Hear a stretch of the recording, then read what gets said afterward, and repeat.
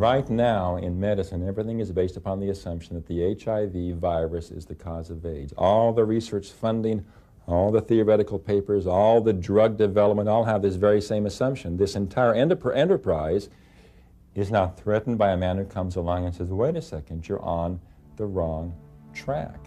Professor Hiram Catton, ethicist. The orthodoxy will collapse because it flunks the practical tests. The AIDS epidemic was a mirage. This opens up the door to all the lifestyle measures that medicine has so long discounted. The idea that it could be in the behavior of the AIDS victim, it could be in the diet, it could be in the lifestyle in some fashion. This opens the door to an avenue of therapy that medicine cannot accept because it is not based upon their model, it doesn't use their drugs, it doesn't rely upon their expertise.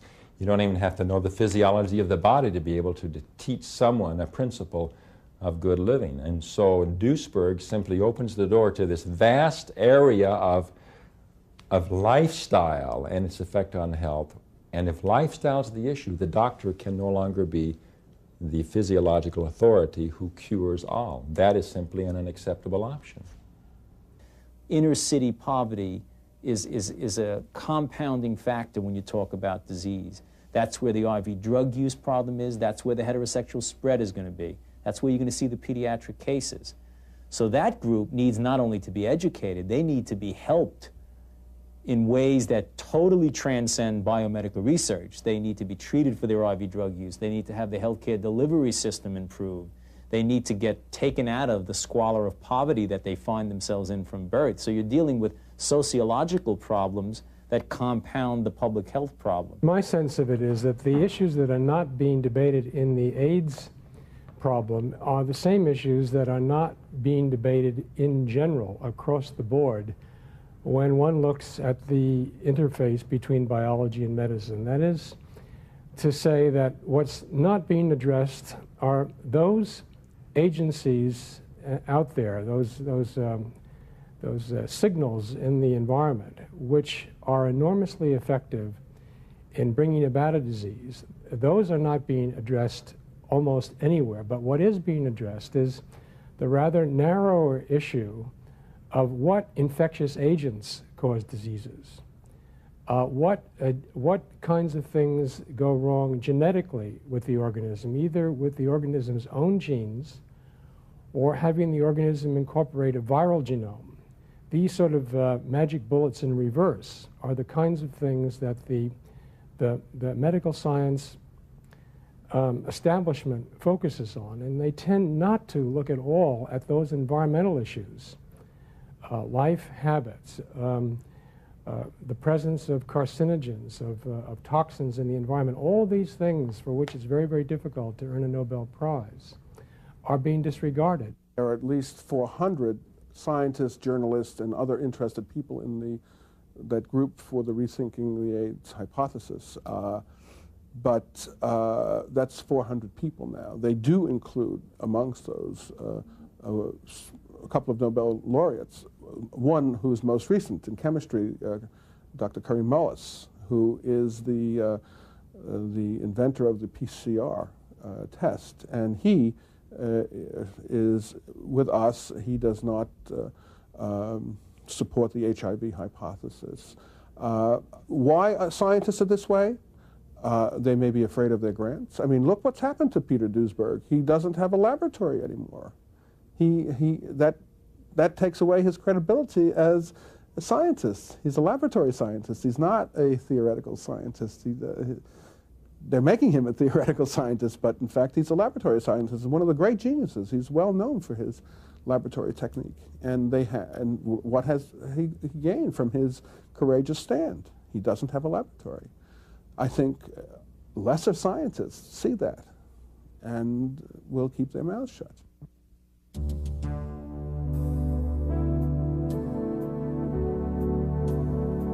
Recently we had a major press conference.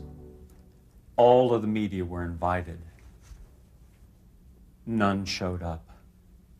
Why is the media so resistant to the story that there are people alive and well who had full-blown AIDS and used natural therapies in the recovery process.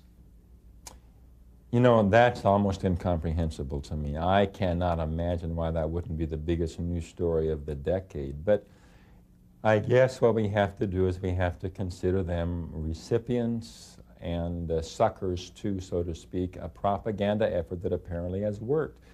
If they only have one microbe to warn you about, if there's one virus equals one disease, and there's one thing that you should do to prevent it, and that is to have safe sex or not share needles, which is the very simplistic propaganda that we are given by the government and by governmental scientists.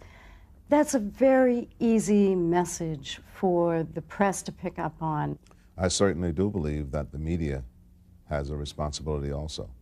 And that responsibility is to report fairly on all of the latest breakthroughs and whatever it may be it health, be it technologies, that the media has that responsibility to take a close look and report on what they have been able to investigate and what they have seen as the truth. So what has happened is government propaganda has been translated into editorial style, so that there is absolutely no way for a reporter working within that system to question the propaganda, because it has become concretized into the actual editorial style of the newspaper. Dr. Charles Thomas, molecular biologist, who says, perhaps the most morally destructive fraud perpetrated on young men and women of the Western world. One of the things that I've noticed over and over again is the hardest thing to get a handle on is the panic. That intense chronic fear. Dr. Alfred Hassig, immunologist. The sentences of death accompanying the medical diagnosis of AIDS should be abolished. The things that we're feeding people emotionally about this disease are much more deadly than the disease, than HIV itself. The emotional content of HIV infection is 75% of the battle. It's down to a money-making situation, and politics, of course. I mean, that's why you have lobbyists out here. I can remember when the situation started where they were saying, well, you got to cut back on red meat, you shouldn't eat so much red meat, you shouldn't drink a lot of milk. Of course, you have the dairy lobby and you have the meat lobby, and so they're out there against that. A lot of alternate health professionals talk about choice.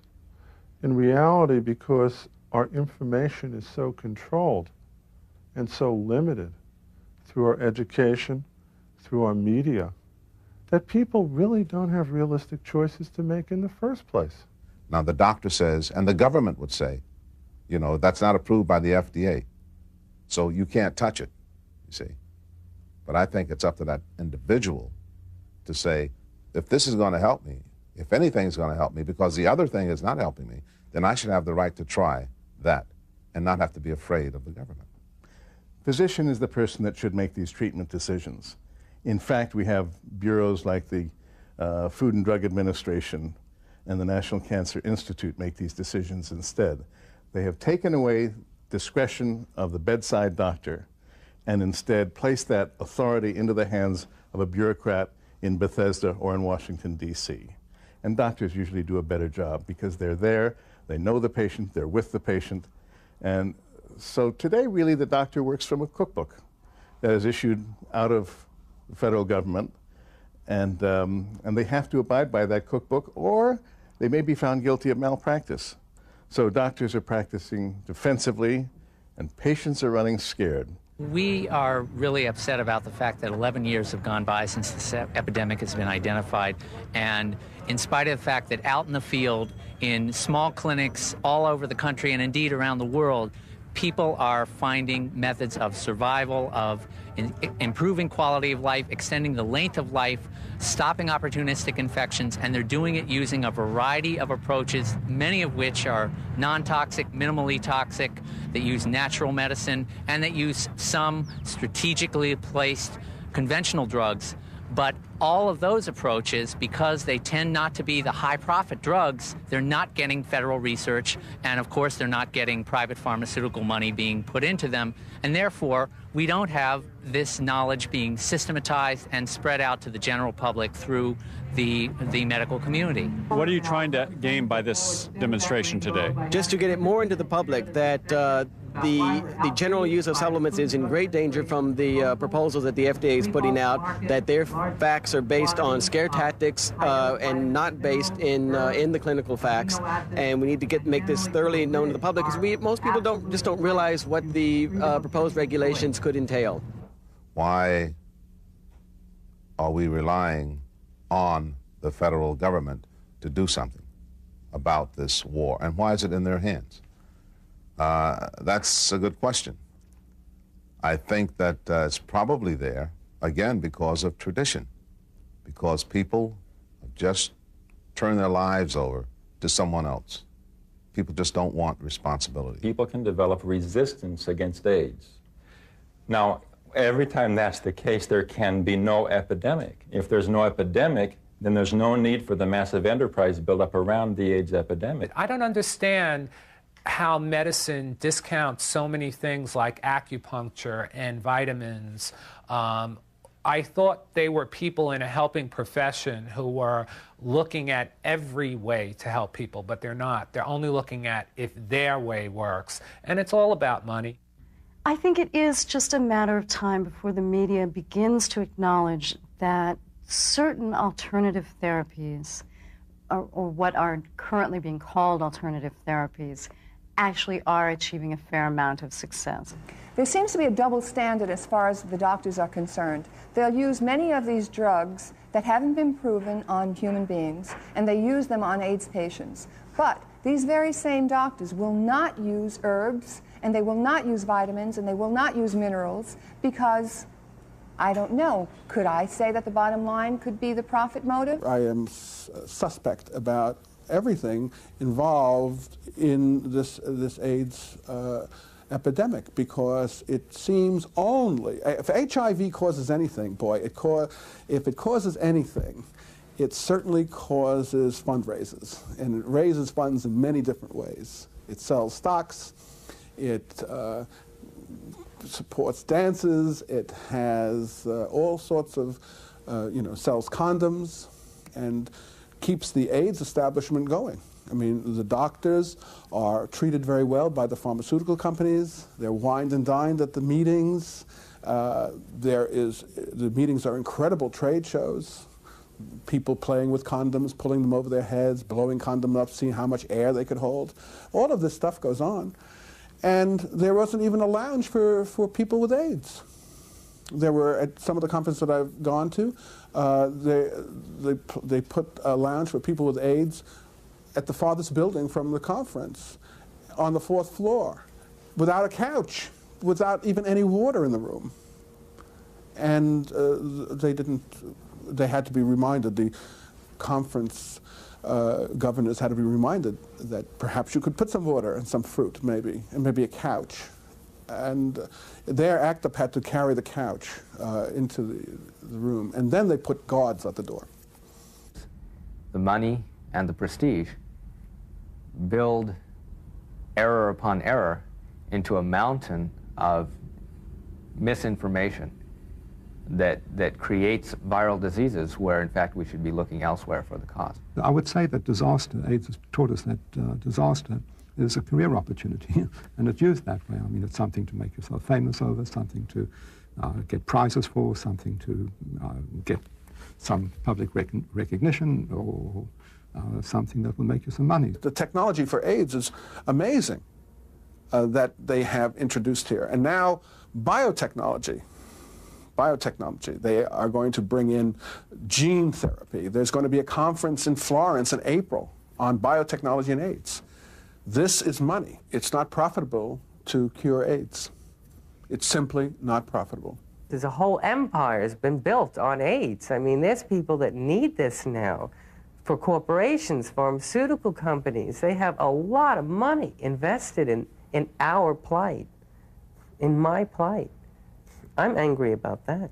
The truth becomes lost in the glitter of one side and the apparent mundaneness of the other side. Truth is simple. Truth is ordinary.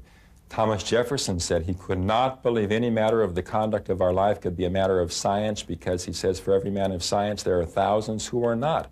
What would become of them? Here are the thousands who are not. And I agree with Thomas Jefferson. The truth about the conduct of life is simple, is ordinary. It is about you and I, ordinary people living our lives in good and helpful ways. But that lacks glamour, it lacks newsworthiness. Its only virtue is that it happens to be true.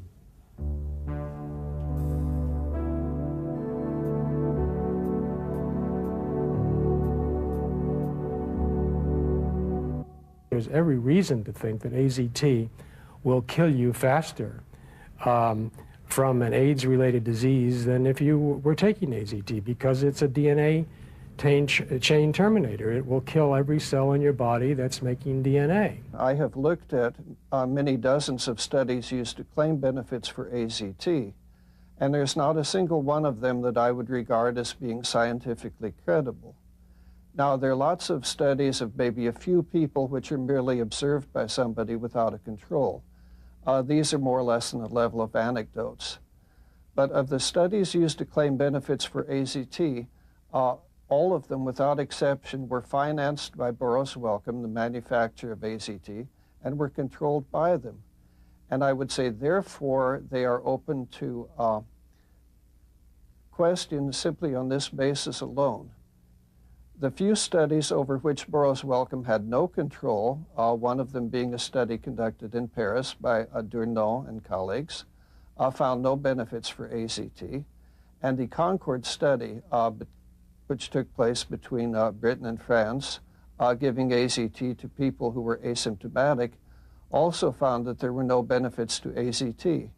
And perhaps not coincidentally, Wellcome did not control this particular study. Over the years, I mean, I've been quite hostile to the use of AZT. I remain so with respect to AZT being prescribed the way it was recommended. I think that was, all I can say, it was a sort of horrendous decision, and one that has resulted in the mess, partly contributed to the terrible mess we are in as far as treatments are concerned.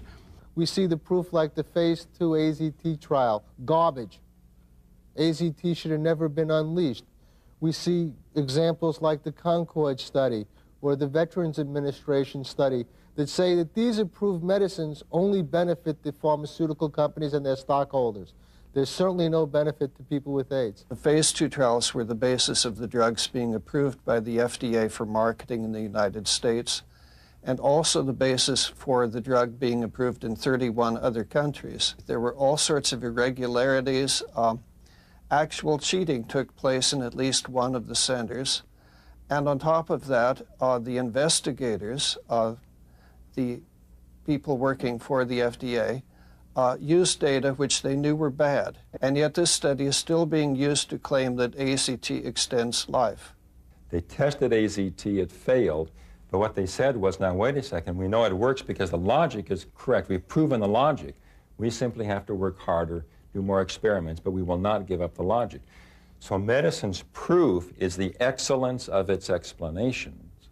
The fact that it fails in tests is considered irrelevant because we know the explanations are correct. The original research for AZT said that it killed infected cells at a rate 1,000 times greater than healthy cells. But there are now 4 papers after that original one, which is also a Gallo-Bolognese paper, this one, that shows that, in fact, AZT is quite democratic. It kills all cells equally at the same rate. And in fact, that means it kills healthy cells at a rate 1,000 times greater than they said it did. Rudolf Nureyev was healthy before he started taking AZT. He was HIV positive. He was in a state of extreme anxiety, and he got tested, and he was positive. But at the time, he was in great physical condition. It took something like about 2 years before the AZT finally killed him. They attributed it to a type of heart condition which allegedly was caused by an opportunistic infection. But in my opinion, Rudolf Nureyev died of AZT poisoning. So you feel Brian White's death was due to AZT Absolutely. poisoning? He was taking AZT and had hemophilia, a combination of the two. We helped him die. When people first take AZT, their white cells do seem to fight back as a natural reaction to AZT, and we will see the T cells, which is the kind of white cell selectively affected by the AIDS virus, we will see the T cells start to rise, but then in about 4 to 6 months they go right back down again. One of the criteria for AZT failure is T cells 50 points lower than they were before someone took AZT, or a T cell count of 50. I think that's being very generous, actually. We do see T cells march right down to 0, and I do mean 0, while people are faithfully taking AZT. This is a drug that is clearly exerting a toxic effect and not doing anything at that point. By virtue of determining to substitute for the immune system by attacking this alien agent with a drug, medicine has literally replaced the body's immune system. What can it do but become weak? Medicine's model allows no other logic, however, and as a consequence, since the victim is helpless, the destruction of the immune system is irrelevant. He was helpless to begin with. He's helpless when it's over, but medicine has stepped in with a substitute to save the day. Many of the current drugs on the market, primarily AZT, tends to, I'd say about 30% of the people I've seen, severely weaken their immunity, and therefore makes their body have to work harder to have immune strength or power, and therefore the body uses up their basic nutrients in the process, and really their body is fighting against the AZT. It's a detriment. Several years ago, there was a campaign to get everybody who might be at risk for AIDS to be tested for HIV antibodies. And then if they found that they were positive according to these extremely unreliable tests, they were told that they should go for what was called early intervention, early medical intervention. And there were slogans put out, put time on your side. The early intervention meant purely and simply AZT. And rather than putting time on the side of these people, what the drug did and is doing is to terminate their lives. I think people are out there with AZT in a desperation move, basically, to use a drug to produce some sort of a short-term benefit, but the cost is a further encroachment on the individual's immune system. So it makes no sense except as a sort of a psychological, almost a psychoanalytic, sociological analysis. It makes no sense scientifically. How do you know which is the disease and which is the effect of the drug? I don't know, and I would challenge a doctor to tell me.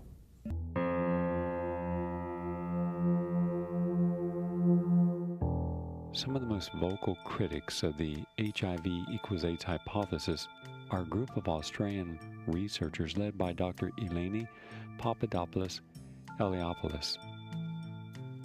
In their breakthrough report, the scientists raised serious questions about the accuracy of HIV antibody tests, and more importantly, the very relationship of HIV to AIDS. In fact, in their newest work, they are questioning, has HIV even been isolated? As far as we're concerned, if one goes through all the HIV literature which exists to date, I think one will find it bold and incredible to still believe that there is proof for the existence of HIV.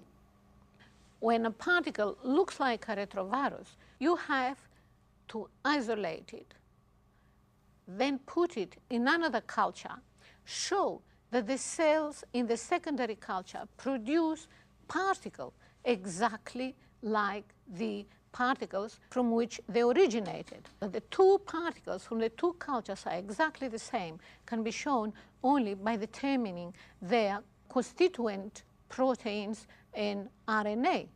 So isolation is extremely important to prove that a particle is a retrovirus. From the mid-70s until 1984, when the so-called official cause of AIDS was found, it was shown that many individuals within the gay community were suffering from a unique form of gay men's disease. The original theory was that AIDS was caused by a lifestyle.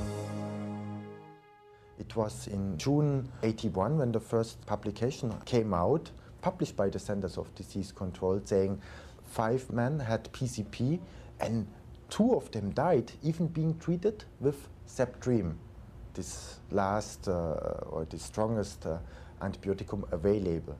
AIDS was first identified among gay men in 1981 who practiced certain lifestyle behaviors. They, according to New York Times, on July 3rd, 1981, tended to have upwards of 2,000 sexual contacts a year and used a lot of aphrodisiacal drugs, including poppers, amyl nitrite, a very dangerous substance that gay men had been inhaling in epidemic proportions since the early 1970s. And with regard to the sexual activity, you don't need to be moralistic to say that, you know, gosh, you have 2,000 sex partners a year, you develop a laundry list of infectious diseases, venereal diseases, that can do a lot of damage over the long term to your immune system. Doctors and scientists looking at this phenomenon early on said, gosh, they do a lot of drugs, they have a laundry list of venereal diseases. The combination of these factors might well be enough to knock their immune systems for a real loop. They took tons of antibiotics to treat the perpetual infections they would get by having a lot of different sex partners.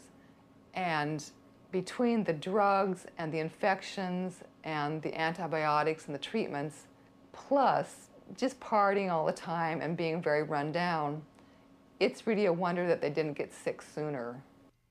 One of the leading critics of the war on AIDS is Professor Stefan Lanke, a German biologist and virologist who questions the isolation of HIV and many contradictions and lack of proper scientific reasoning behind the HIV theory, including the wrong form of treatment for a person with AIDS.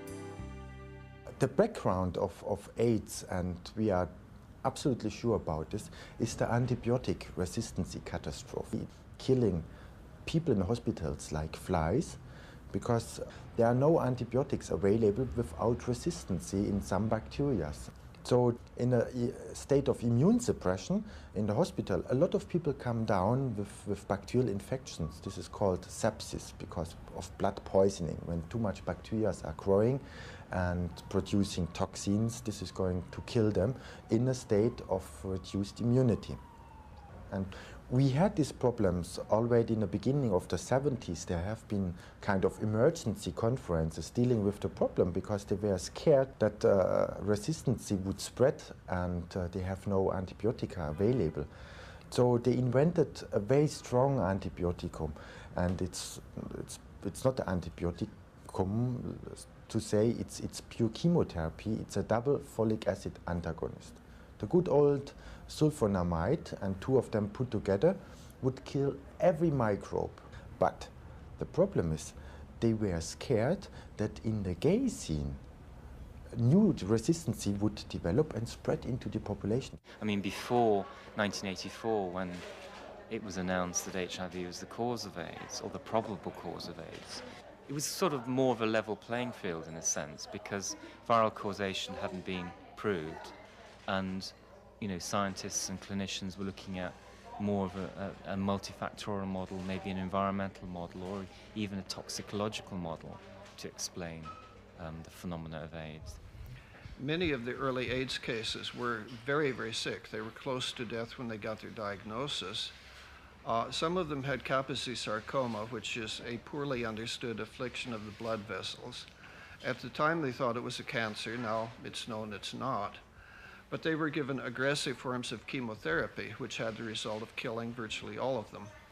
The doctors later realized it was a mistake only to the extent they stopped it, although the medical profession never quite admits they've made a mistake.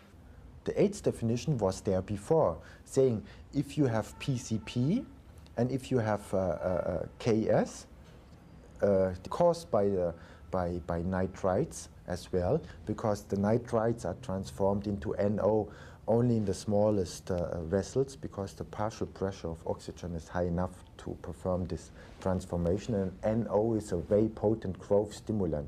So we have this neoplasia and hyperplasia in the endothelia, and this condition it's called a Kaposi sarcoma. It was on April 23, 1984 that Margaret Heckler announced to the world that the cause of AIDS had been found, namely HIV. Dr. Robert Gallow's colleagues said that his research made possible a blood test for AIDS and that a vaccine would be ready for testing in 2 or 3 years. That was in 1984. AIDS started partly when they said that it's possible to measure the strength of the immune system, analyzing or counting T4 cells, the so to say helper cells. But that's not possible. And it has already been published in '81 in the journal JAMA, Journal of the American Medical Association, saying that it makes no sense to count subsets even of lymphocytes because there was never a correlation. It could be high or low and people are healthy or ill, it doesn't matter. So this was already known. But the problem was at this time already that in medicine people would not look to the facts but what is possible to sell on the market, because it was the year 1977 when it became possible to patent medical techniques. So they wouldn't care if there's any a clinical meaning behind those measurements, but they just sold it on the market. And the model of immunology would say at this time, if the immune system is weak, so cancer would appear. And that has been fundamentally mistaken, and it was wrong when they said it in '81. They knew it already in 1980 that this has been wrong. The immune surveillance theory of cancer came into existence when the war against cancer failed. About 1970, major cancer research laboratories were passionately involved in attempts to demonstrate that retroviruses were associated with human cancer. They really didn't get very far, not far at all. And somehow, around 1980, 81, when the first cases of AIDS were reported, this came to these groups as at least one way out of the mostly negative results they had obtained for about 10 years before. So the AIDS research, I regard it as an extension of an earlier effort to demonstrate retrovirus in human cancer. They were working with the test, with cells in the test tube and say, look, we have a high activity of reverse transcription, therefore a virus must be inside and the virus is the cause of cancer. But the nature of cancer is much different, and when they found reverse transcription everywhere, they gave up the idea that retroviruses would cause cancer. And they were not speaking about it anymore, but wasted billions of dollars into this and developed chemotherapy based on this idea that the multiplication of genetic material, and they were thinking of the viruses, should be blocked. So they developed molecules which were incorporated in a growing chain of newly to build up genetic material, and which would kill the build-up or prevent the build-up of this genetic molecule, and the cell eventually has to die. The idea of retroviruses in cancer is long over, but the chemotherapy still is there because it's sold, and they have no idea why, no rational explanation why they are using chemotherapy. In 1984, Robert Gallo comes along, gives a press conference and says, hey, all of these diseases are caused by a virus. Here's his theory.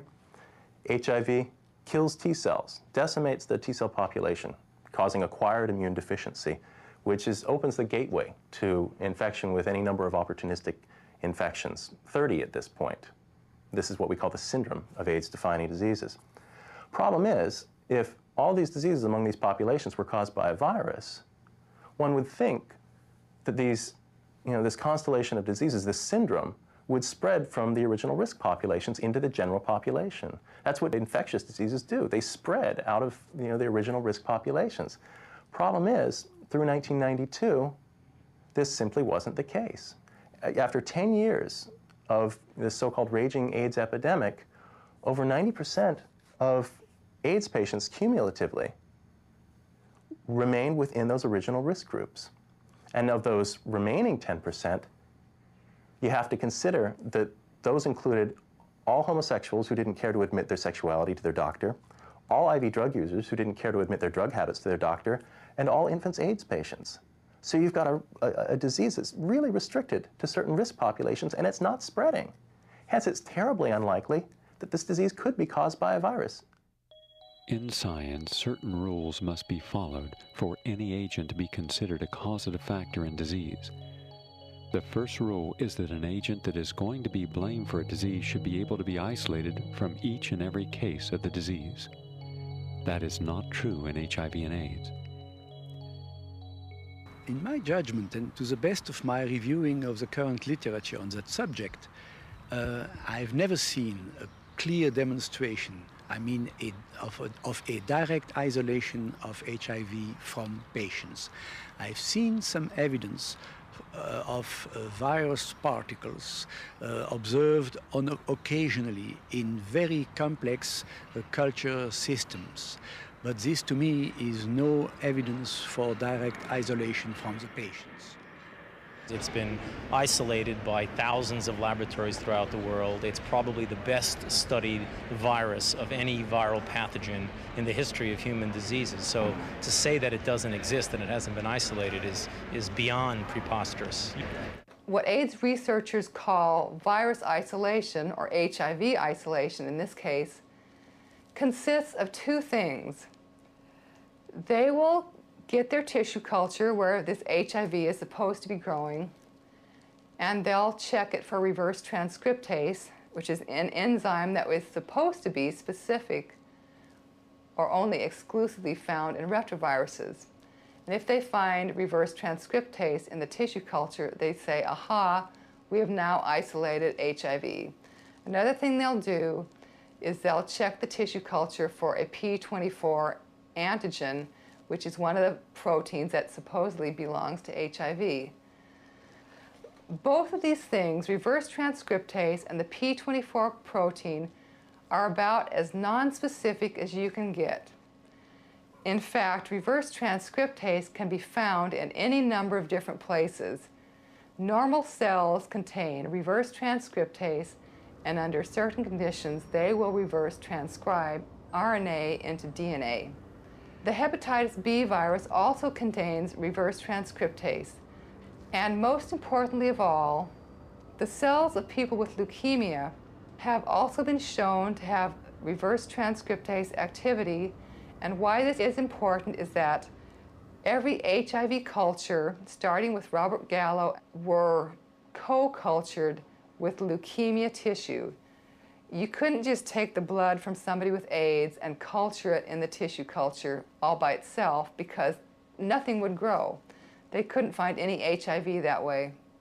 So they had to co-culture it with cancer cells or tissue from people with leukemia. We know what is reverse transcription. That's the repair of mechanism of the ends of the chromosomes. Yeah? And therefore we have high activity in cancer cells, or Montagnier, embryonic cells. But Montagnier never said that he found the virus of AIDS. He said this could be probably an effect and to be carefully studied. Now, of all the years and the decades that have gone by where people have studied retroviruses, researchers have concluded that they all share certain common characteristics. First of all, they have a certain density which causes them to band at the 1.16 grams per milliliter density gradient. Their morphological characteristics have to fulfill certain requirements. First of all, they have to be round. They can have a diameter of between 100 and 120 nanometers, no more, no less. They have to have dense cores, and they have to have spikes or knobs on the surface. Well, in terms of AIDS, we didn't even find any retroviruses there in the density gradient. In fact, 80% of the material that ends up there is cellular material, just garbage really from the cells of the tissue culture. And the remaining 20% may or may not be a retrovirus. Just because it ends up there doesn't mean you've proved it's a retrovirus. If you take any material of cellular origin and put it on a sucrose gradient, you also will get a band at the density of 1.16, but you better make sure you don't declare that this band is pure virus unless you do a careful control of what's in that band by electron microscopy. And I believe that for some reason, that control, which is essential in retroviral research, has been neglected for about 15 years, and that has had disastrous effects. If you want, you can spend a fortune and take electron microscopic pictures, which we did at the beginning, and which other labs did at the beginning, in which there are hundreds of them. Oh yeah, of course. Yeah. There's, I would say by now, thousands of pictures of HIV. We have jars full, stacks full, this high of electron micrographs. Okay, pictures of the virus. So, but banded once you picture, banded material 1.16. No, you can look at banded material. You can obvious retrovirus. Do you know what a retrovirus looks like? I have a picture showing what a density gradient of pure virus should look like. I mean, the way that you determine if something is pure is to stare at one object, take in its appearance, and then look at every other object around it and make sure that they're the same. And you can see that mostly this is pure particles. There are some where these are arrowed which are slightly different, and this is not unusual. However, in March 1997 in Virology, and published by Glushenkov from France, the first pictures of purified virus were revealed to the world. You can see from this that this material is anything but pure. In fact, the authors of this paper concede that this so-called pure virus is predominantly cellular material. The particles that were found in these two 1997 studies did not fit the characteristics of retroviruses. They had no knobs on them, and they were the wrong size. In fact, the volumes of the particles in these studies were either anywhere from 50% greater to 750% greater than the volume that a normal retrovirus particle really ought to be. Now, it seems hard to believe, but this material that retrovirologists, including Montagnier and Gallo, were isolating from their cultures, labeling pure HIV, and producing by the thousands of gallons in order to make proteins for the HIV antibody test and for other research purposes, was never examined under an electron microscope in order to determine that this material contained pure retroviral particles. Now, I say it was never examined under a microscope. I assume that some scientists must have examined it under an electron microscope, but no photographs of this examination were ever published in the scientific literature. You know, one can only guess why they weren't.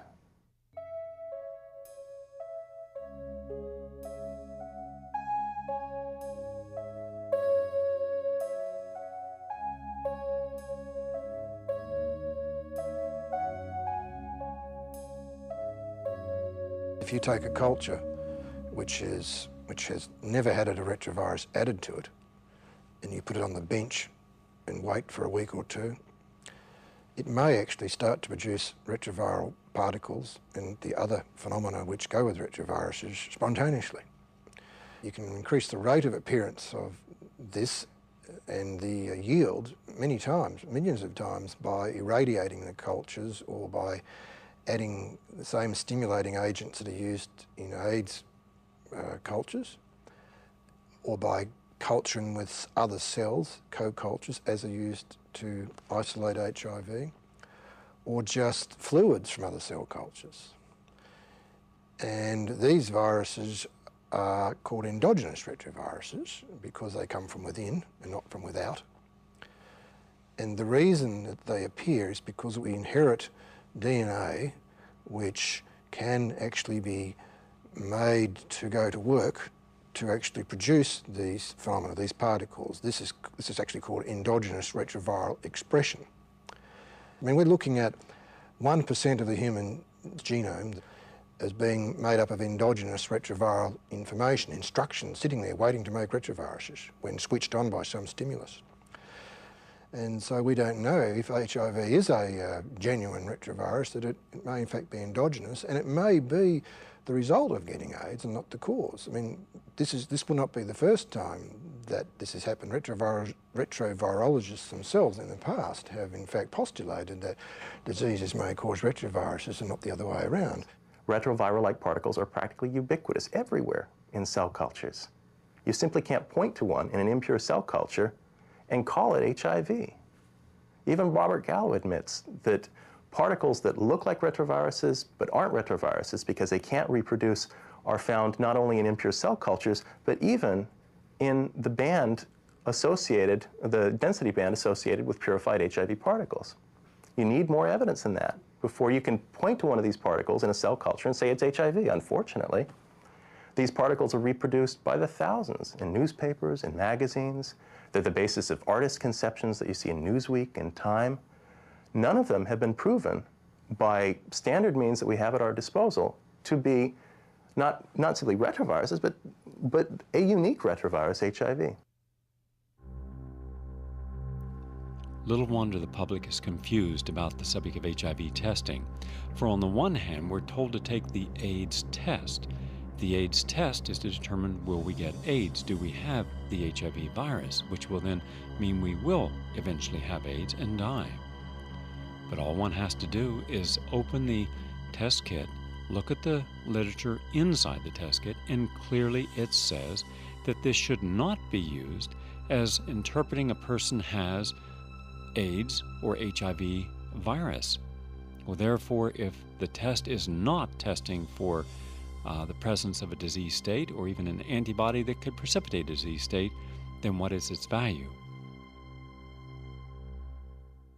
There are two tests in common use. One's called the ELISA, the other's called the Western blot. The only difference between them is that in the ELISA test, all the so-called HIV proteins, about 10 of them, are all mixed up together in a solution.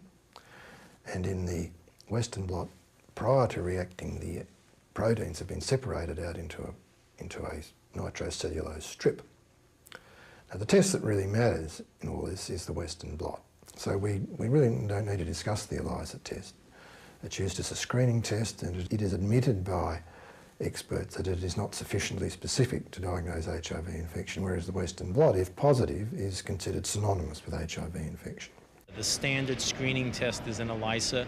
Occasionally you get a false positive. Under those circumstances, a Western blot can absolutely confirm. Western blots are also important when you have people, for example, who have been vaccinated in vaccine trials and making antibody against one protein. The only way you're going to tell if they're infected serologically is by looking at a Western blot showing they make antibodies to the other protein. So it has a lot of value. It's fundamentally a confirmatory diagnostic test. This is representing a Western blot strip. A Western blot strip is a thin strip, a bit like the strip that your doctor uses to test your urine. And in it, on the strip, placed several proteins, 10 of them in the case of HIV, separated by their molecular weights. And in the test, plasma is added to the strip, and if there are antibodies in the plasma which react with any of these proteins, then the strip turns dark. So a Western blot test appears as a series of dark horizontal bands. Now, one of the problems of the Western blot test is that it is not reproducible. This is a test of a positive serum performed in 19 reference laboratories, all on the same specimen of blood. And as you can see, just by looking at this, no two are alike. The proteins used on that Western blot strip that scientists claim are HIV proteins may not necessarily be HIV proteins. There's no proof that they are, and there's plenty of evidence that these are normal human cellular proteins that have been misidentified. This conclusion seems hardly debatable in the case of P32, one of these purportedly HIV proteins that's been shown to be identical in amino acid sequence to a normal human protein associated with human T cell function. Another one of these proteins, P41, has been considered by Montagnier's group, Montagnier, the original discoverer of HIV, to be a contaminant, the ubiquitous cellular protein actin. Yet it's right there on your Western blot test, masquerading as an HIV protein. It's nearly impossible to determine the rate of false positives because there is no gold standard to independently verify test results. People with non-AIDS diseases have antibodies that can register a positive result on the HIV antibody test. Indeed, people with multiple sclerosis, T-cell lymphoma, generalized warts, and other diseases have the P24 antigen.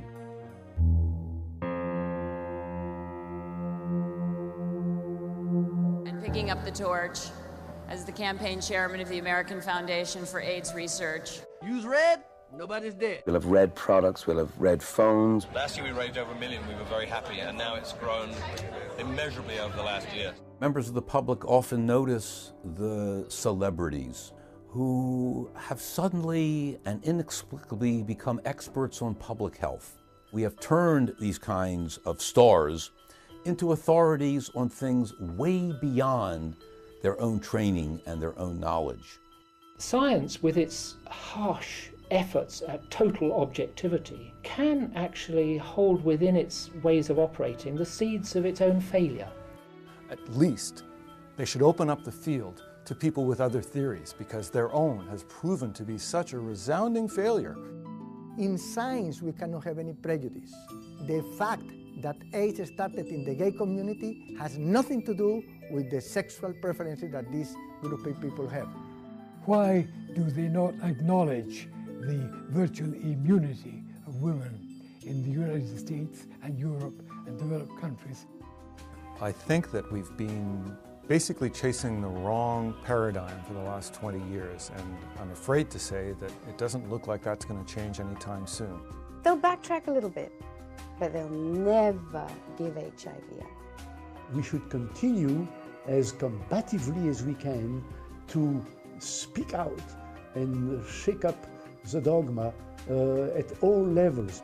The next generation of younger doctors is going to now be able to see all the information before them. If you really sit down and look at HIV research and all the findings that have been presented over the years, you still find no demonstrable qualitative or quantitative activity. Those are scientific words that basically mean we can't find either enough of the type of the virus or enough of it to explain what we then see with the decline of the immune system. There is no real relationship, if you really get down to brass tacks and look at the fine details, which I and others have done, between the amount of HIV in a person's system and whether they get sick or not, or how fast they get sick. HIV has never been isolated directly from one single AIDS patient. Some pictures, some electron microscope pictures were taken in cell cultures, highly contaminated with a variety of other cells just to make sure that some retroviruses would be found in them. But this was never demonstrated as originating from a single AIDS patient. There is this notion that HIV jumped from a chimpanzee to a human sometime in the 40s or 50s in Africa. The problem is they've never been able to isolate that previous strain in the chimpanzee. Where is the pre-human version of HIV? It ain't there. They cannot find any animal carrier or any animal reservoir for HIV in the wild. It seems to have been in humans quite some time. And as a matter of fact, Jonas Salk, a very famous scientist who developed the polio vaccine, told me and others in 1994-95, before he passed away, that he probably thinks that HIV was 900 years old in humans, and other researchers have basically postulated even longer. California microbiologist Dr. Curry Mullis was awarded the Nobel Prize in 1993 for his development of one of the most widely used current techniques in molecular biology today, the PCR, or polymerase chain reaction. This revolutionary technique allows scientists to take a sample containing a very minute amount of DNA and replicate that DNA sequence until there are many copies. One of the first applications of PCR was to analyze human tissue for the presence of HIV. PCR is commonly used in medical and biological research labs for the detection of virus culture in infectious persons. The people that are AIDS researchers now are getting neurotic if you ask them any questions. There was a time when I first started asking questions, all I wanted was, where are the papers? Just tell me the papers that you read that convinced you that HIV was the cause of AIDS, because I need to reference those papers in some of the, I was working on a test for HIV with PCR, and I needed to write a little report to the NIH to say, here's the progress we've made. And the first line of it was, HIV is the probable cause of AIDS. And I thought that was true. This is before I got involved. And I said, what's the reference for that quote? And I looked for it for about 2 or 3 years, and I never could find it. And by the end of 2 years, I'd ask everybody at every meeting that I'd gone to that talked about AIDS, I'd ask, I'd look through every computer database. There is no reference. There is nobody who should get credit for that statement. And that's a pretty weird situation in science, where getting credit for a discovery is the most important thing in your life as a scientist. It's not just Peter Duisberg or some outsiders who criticize the failure of our war against AIDS. It's the orthodoxy itself. They advertise they have not saved one single life. That means, in conventional scientific logic, there could very well be something profoundly wrong with the basic hypothesis, with the basic approach that we use against AIDS. It wasn't a plot, it wasn't even greed or anything like that. It was a mistake in certain circumstances that happened, but the failure has been that science failed to correct that error. Subsequently, it's had plenty of opportunity to do that, but the whole kind of bandwagon that got rolling. This year, an estimated 40,000 individuals in the United States and almost 6 million people worldwide will become infected with HIV. With all the feeling associated with it, the compassion for AIDS patients, the fear of what was happening as this purported virus was thought to be spreading sexually in the world's populations, that feeling, that emotion, stopped science from following its normal checks and balances and putting right this fundamental mistake. After 20 years of research, with nothing on the vaccine horizon, pretty inconsistent treatments, and no actual mechanism by which we are to understand this tiny little piece of genetic material causes the complete collapse of the immune system, I think it's high time that we started looking at other alternatives. Not to say that HIV has nothing to do with AIDS, but there probably is something going on, and some of the biggest minds in AIDS science are beginning to suspect this as well. I think public health advice that you give to people in the midst of an epidemic has to be grounded in the science. And the science did indicate, and still does, that AIDS as we understand it is definitely something that sexual activity is one of the big risks for. T cells are a type of white blood cell called lymphocytes, and they play a central role in the body's ability to fight off all kinds of germs and diseases. Now, based upon the theory that HIV piggybacks onto T cells and renders them useless in fighting off infections, T cell counts became increasingly important as an indicator of how far along the disease had progressed. Starting in 1993, in addition to an HIV antibody test, a T cell count below 200 would now be used to diagnose someone as having AIDS. According to the CDC's own statistics, 65% of patients who've been diagnosed with AIDS in the calendar year of 1997 were diagnosed solely on the basis of having a positive HIV test and low T cell counts. Certainly, T4 decrease cannot be considered the hallmark of AIDS because it appears in many patients who never develop AIDS. In fact, all you have to do to have a decreased T4 cell is to go on the beach and lie there for a few hours. And if you measure your T4 cells, more than likely they will be very low. It's not possible to measure the strength of your immune system using the blood. It makes no sense because only 2% of those white blood cells or lymphocytes said to be responsible for immune functions are in the blood. All the others are in the tissues where they have to do their work. The health infrastructure throughout a whole country. Security agenda is protecting lives. Many Americans may not realize Got 25 years of unlimited money being spent on AIDS, and yet there is absolutely nothing serious to show for it. It's too dangerous for the government to fund basic research, because with government funds comes politics, and politics only permits one view to prevail rather than competing views. All this money spent, this $billions of dollars, is not preventing AIDS, not curing AIDS, but making the problem bigger. Science nowadays, it's no science anymore. It's more about public relation, power, business, industry. The whole thing might have been based on bogus science. Why are we spending so much money today on AIDS research? In fact, more than we spend on either cancer or heart disease. Where has all this money gone? And to what benefit? What are the results? What groups of people have found relief? Certainly not those who need it when they enter into research programs seeking some form of improvement or a cure. Is that the reason so many in the gay community are very vocal and organized, gathering at conventions, at open city areas, demanding a release, a cure after all these years?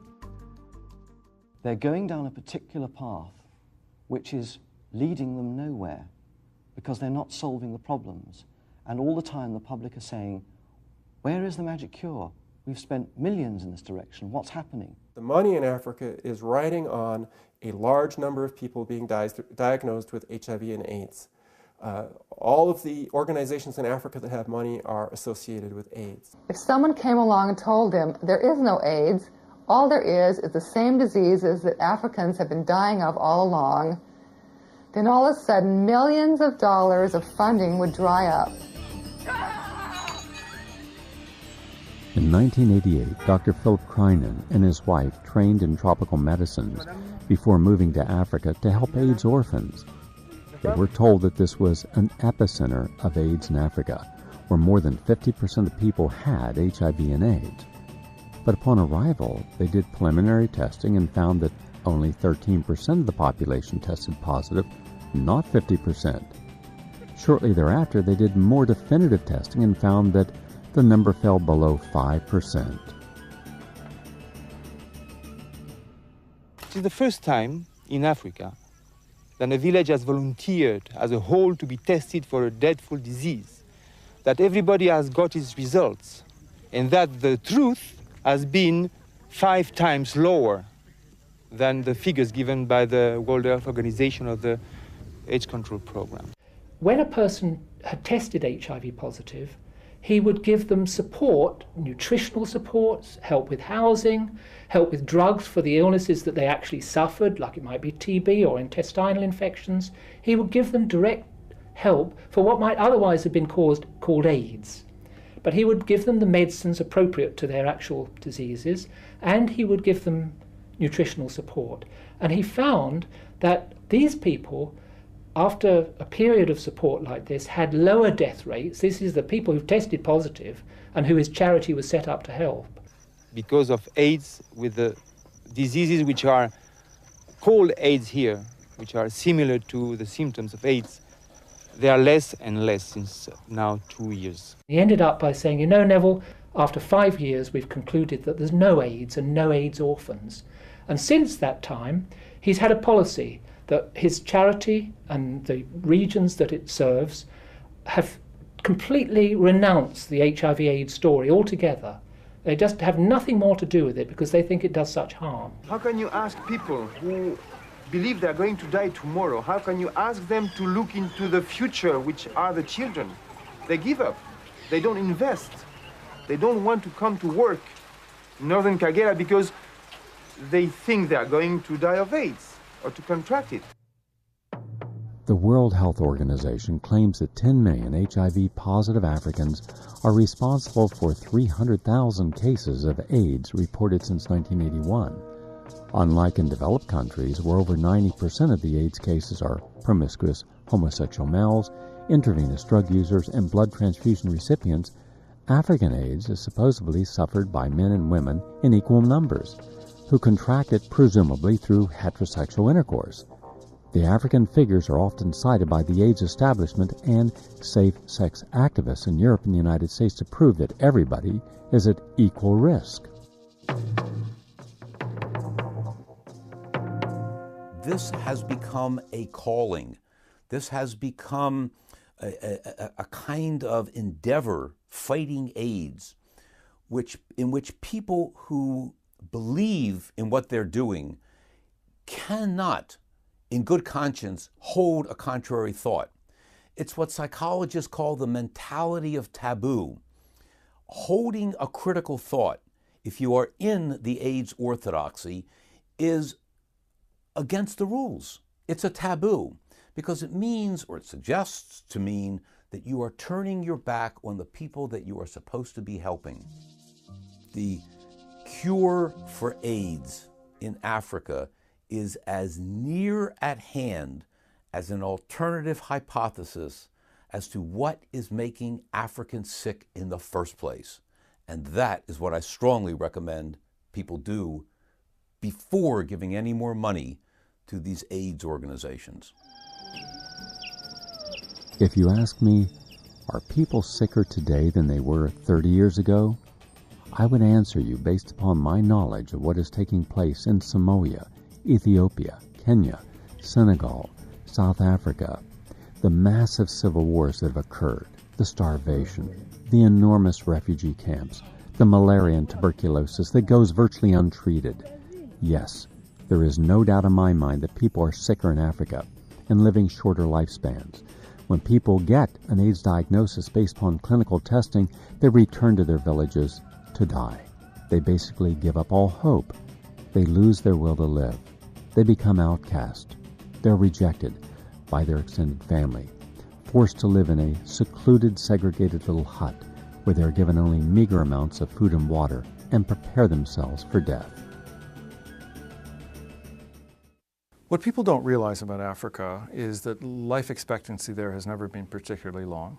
To think that the arrival, shall we say, of HIV or AIDS in Africa has suddenly started shortening life expectancy in African countries is really contradicted by the evidence. The media reports that 1,000 people a day die of AIDS in South Africa. It is a number with no statistical grounding, no evidentiary basis whatsoever. It is simply something repeated in the media.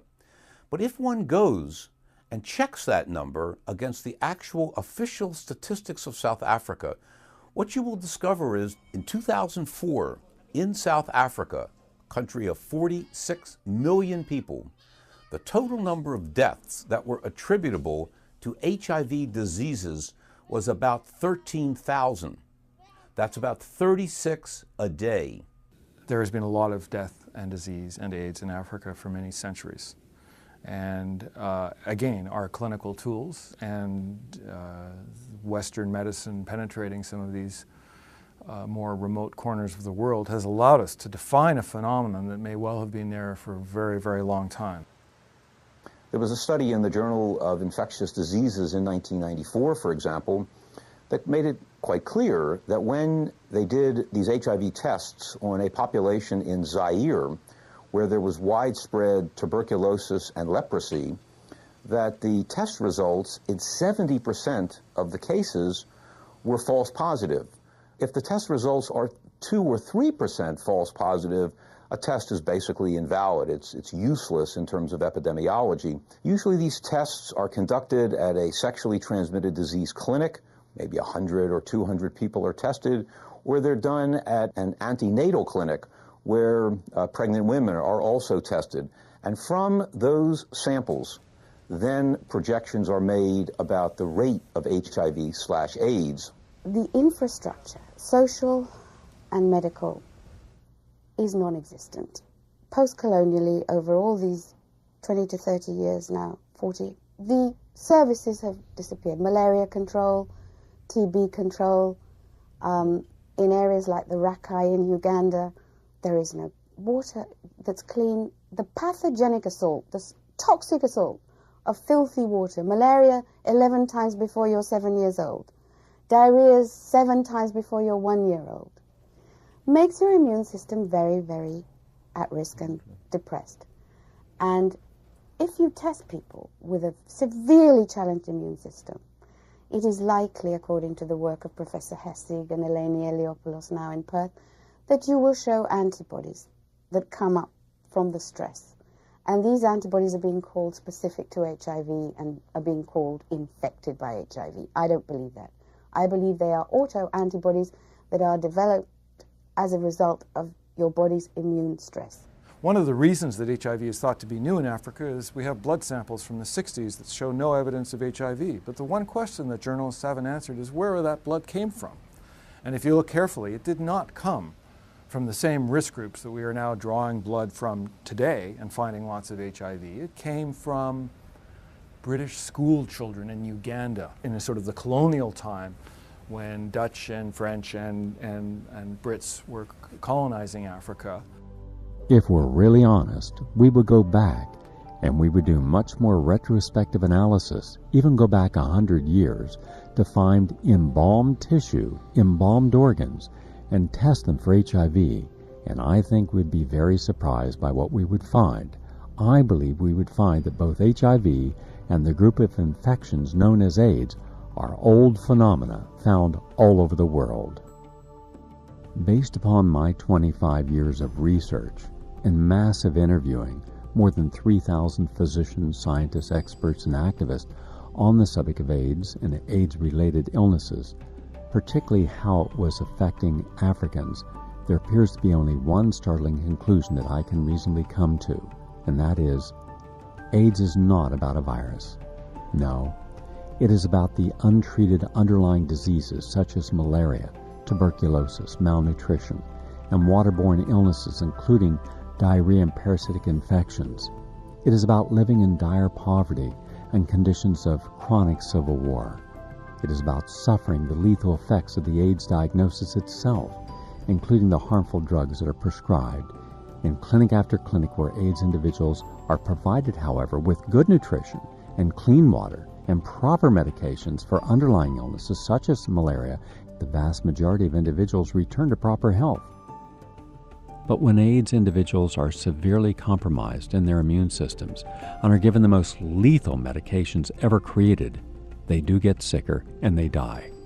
But their deaths and illnesses are then blamed on the HIV virus instead of the real illnesses underlying their AIDS conditions. More and more experts are agreeing on this view of AIDS, and yet this view has been suppressed as contrary to the financial interest of the AIDS establishment and its drug manufacturers. Isn't it time that we take a closer, unbiased look at AIDS in Africa and its real causes and real solutions?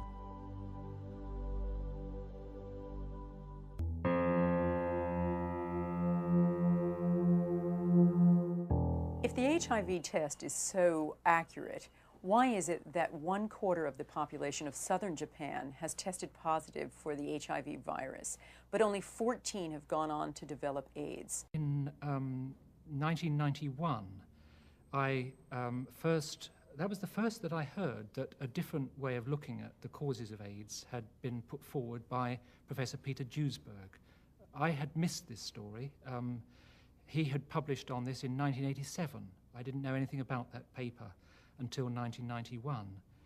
And when I first heard that there was a different way of looking at it, I was concerned. It was like a threat to a lot of the reporting that I'd done, and I didn't like to feel that I was going to have to change tack on something that I'd invested so much time and energy and so much reporting from that point of view.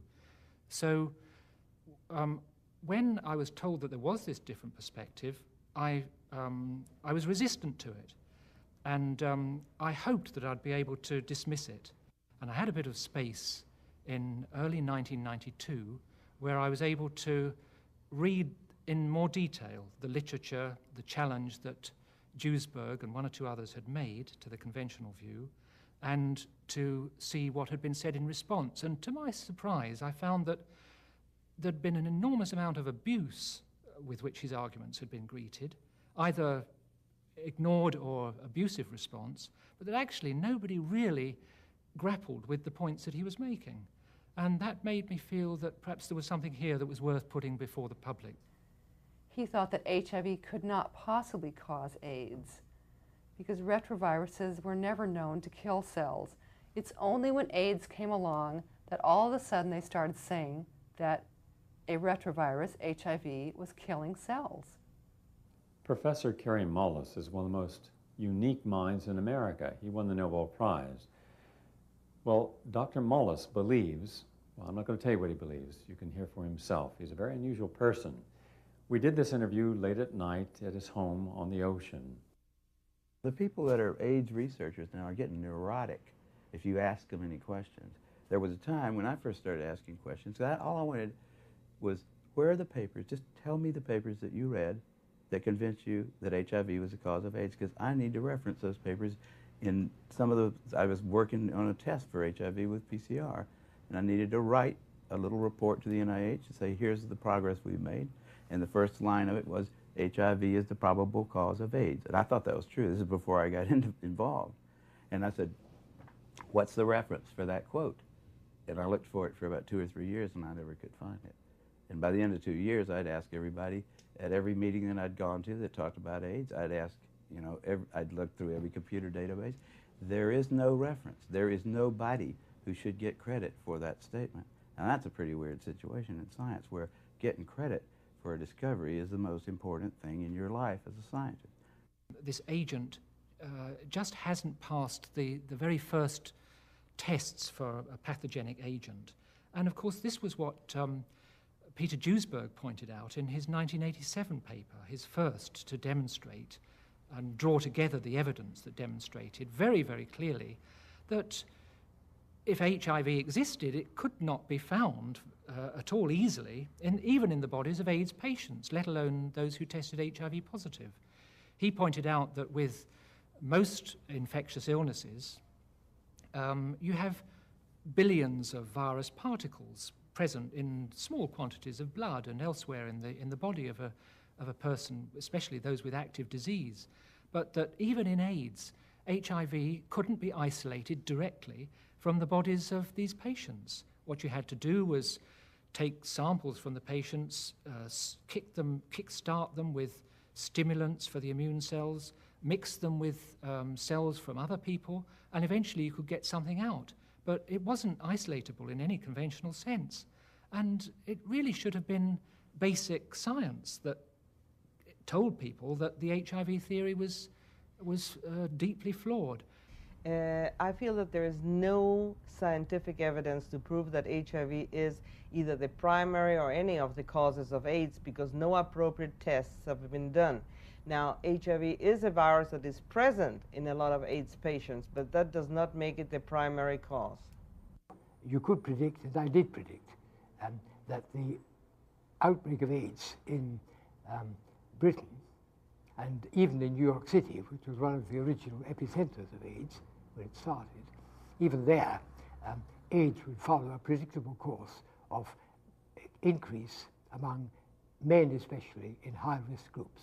It is still mainly 90% a disease of men in high-risk groups. I think the cause of AIDS is different in different risk groups. For gay men, for example, we have to have one thing very clear. Only a very small group of gay men are affected by AIDS.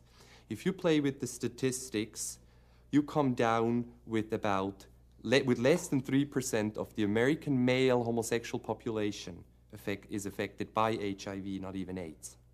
And that's less than gay men dying every year of heart disease, drug-related issues. But in a certain minority group amongst gay men, and certainly as far as we could trace it down, the early AIDS cases qualified as such, certain behavior could clearly cause the two diseases that were initially the AIDS-defined diseases, PCP and KS. It's extraordinarily difficult to become infected with HIV. You have to have a very special receptor on your cells. This was only recently, the New York Times put this out last week, that some work was done where they found that you need another protein called fusin so that HIV could actually infect the cell. So the fact is, unless there is something that people can take to make them susceptible to HIV that could mimic this fusin so that HIV can infect cells, the cells are not so easily infected. Is this the most studied virus ever? Absolutely. 60,000 papers have been published on it just earlier last year. 60,000. That's 6 papers for every little nucleotide that's in that virus. That is orders of magnitude more than on polio, on measles, on mumps, on all viruses combined. And yet we still cannot prove that it explodes and is massive to the population. Or that it causes AIDS, for that matter. The HIV antibody test is a very bad test. I believe that it is one of the worst frauds committed on the American public in the century. Well, just about everybody believes that if you get one of these tests, it will actually tell you whether or not you are infected with HIV, and if it's positive, that's some kind of a prediction of whether or not you'll get AIDS. And that is absolutely not true. First of all, a positive result on that test doesn't mean that you're infected with HIV, and there is no way that it can mean that. There's a basic scientific principle that most people are totally ignoring, and right now I'm talking about the scientists and the doctors who are advocating these tests. The people that say these tests are 100% accurate. I would say more that they're 0% accurate. And the reason for that is this test contains what you call antigens. They are proteins from the HIV, the virus. And the principle of it is that the HIV proteins in the test kit are supposed to react with any kind of HIV antibodies that may be present in the person's blood sample. So the HIV antigens would react with the HIV antibodies.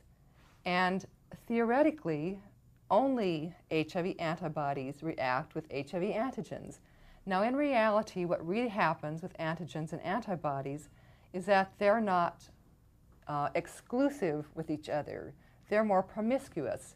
In other words, antibodies will react with antigens that they don't belong to.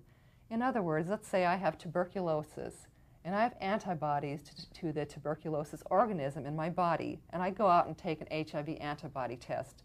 What might happen is that my tuberculosis antibodies will cross-react with the antigens to HIV in the test kit, thereby giving a false positive. And these kind of cross-reactions are very, very common and very, very predictable as far as HIV antibody tests go. We get a lot of cross-reacting. For instance, if you've recently had a flu jab, you're told not to have an antibody test because you might come up positive. 41% of patients with multiple sclerosis in one study tested positive for HIV. 12% of people with generalized warts. If you live in an area where tuberculosis or leprosy or malaria are endemic, you could come up positive for HIV even though you don't have HIV. So there's so many different variables as to what might give a positive reading. I don't believe that any test has ever yet given absolutely specific HIV antibody results or reactions. You could test positive because normal body proteins like actin and mycosin react with the test. You can test positive for all sorts of strange reasons, and that will go on your medical records, and your doctor will look very sorrowfully at you and said, "You have just tested positive for the AIDS virus. You are going to die." Now, it's a deadly thing to tell somebody when they have a head full of 10 years of the imagery of AIDS that they are now HIV positive and in a risk group for developing AIDS, in the risk group for developing AIDS, because HIV positivity is built into the definition of AIDS. And HIV positive means antibody positive. It doesn't mean that you've got the virus. On the contrary, it means exactly the reverse, and hence you should be protected and not predisposed towards getting the disease. That's the whole purpose of vaccination, to give you an immune response to the virus in the form of antibodies that would be measured on an antibody test. So it's really ridiculous to say to people that because you test positive on these tests that you're going to get AIDS and you're going to die prematurely. It just doesn't make sense. The problem with the Western blot, and there are many, is not only that it is susceptible to the same flaws that cause cross-reactions on the ELISA, but that is not reproducible and it's not standardized. It is possible to test positive or negative on the same Western blot done on the same blood specimen depending on what test kit you use, whether it's from a different manufacturer, what day of the week you go in, what lab you go to, or even what country you live in. Now, the Western blot is considered the more specific of the two tests because it uses 10 proteins to detect antibodies, whereas the ELISAs conventionally use 2 or 3. Western blot uses 10. You can get a positive Western blot in Africa that would not be considered positive in Australia. You can get a positive, by official, this is official guidelines, you can get a positive Western blot in Britain that is far more specific than a positive Western blot for the largest gay men's study, HIV and AIDS, the MAX study in America. In the MAX study in America, on the Western blot, which American viewers will know is essential to HIV-positive diagnosis, you required only 1 strong antibody band out of a possible 10 in order to be called positive. In Britain, that is insufficient. So we're in a situation where even on the most specific test, it matters what country you got tested in. So is this absurd? I have a chart here that will show you that one of the best ways to change from positive to negative is simply to change your residence to a different country. This was published in Continuum magazine from London. It was made up by Val Turner, a scientist in Australia who's done a lot of work on HIV antibody tests. And he has pointed out that there are different criteria for reading these tests. And each one of these columns shows the different criteria from different countries or places. Now, as you can see, going from one column to the next, there are different criteria. Without looking real closely, you can see it's pretty obvious. In Africa, all you need is 2 of these bands to be positive. In Australia, you need 4. In the United States, we have 5 different sets of criteria for reading Western blots, and they are all totally different. So if you go to a lab that uses the American Red Cross criteria, you may be positive. And if you go to a lab that uses the FDA criteria, you may be negative. And if you go to a lab that uses the CDC criteria, you will more likely be positive there because they use much more lax criteria. Now, this is totally ridiculous. How can you say that somebody is infected with HIV or not, depending on whether they live in the United States or in Australia? It's totally absurd.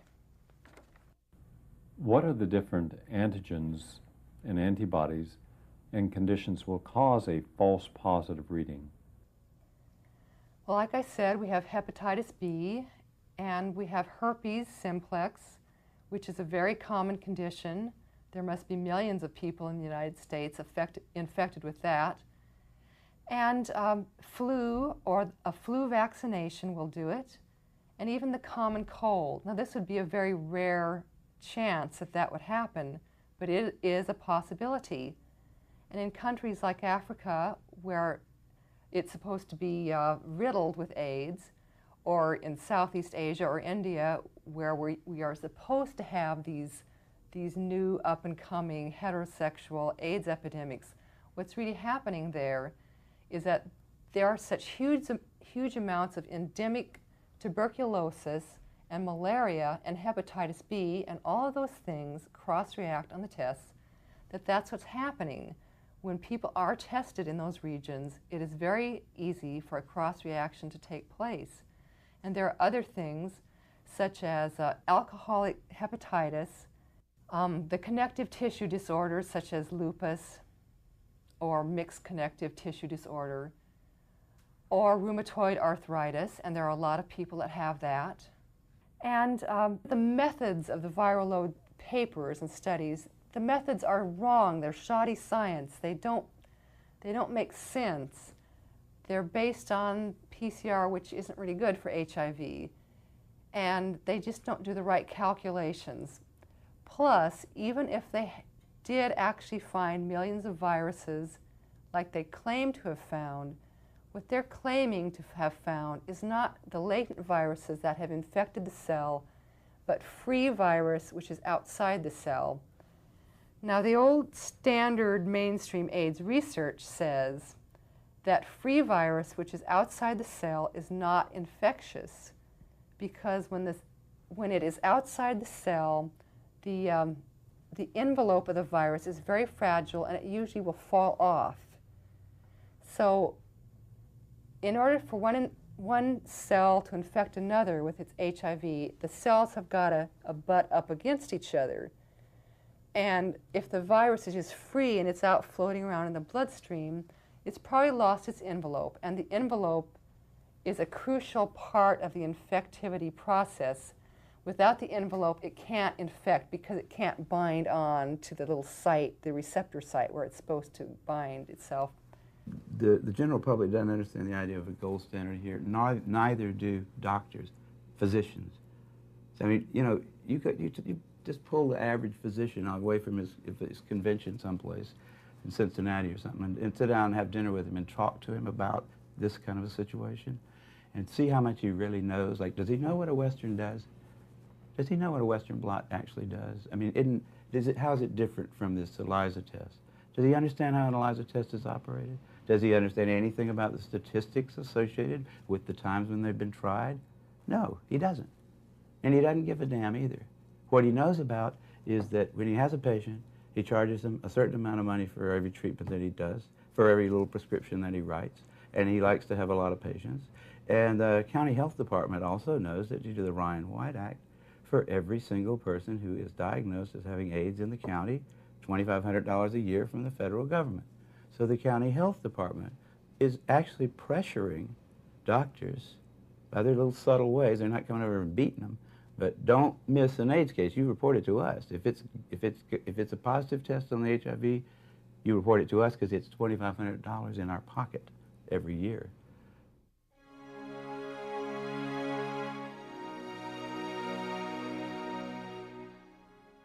I'm suggesting specifically, Professor Stewart, is that if JAMA, Nature, the British Medical Journal, the Lancet, New England Journal of Medicine, the 5 major medical publications in the world, will not allow dissident views on the cause or treatment of AIDS or any information around it, how then are you going to encourage a dialogue that could challenge the orthodox?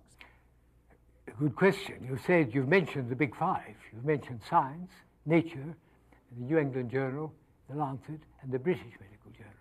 Now, with the possible exception of the Lancet, all of these have refused to publish views which doubt the existing hypothesis about AIDS.